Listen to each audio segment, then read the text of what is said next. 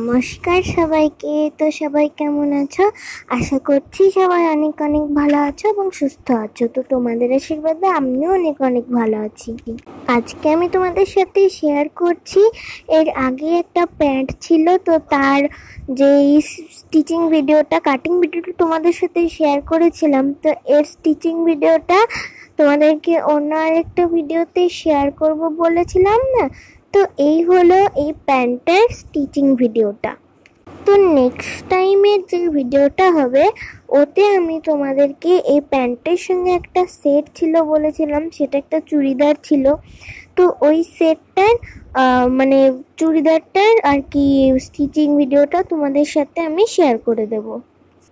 প্রথমত এই প্যান্টে কোনো লাইনিংই ব্যবহার করা হয়নি, পুরো একেবারে পিওর কটন ছিল ফ্যাব্রিকটা, না ধরলে কেউ বুঝতে পারবে না।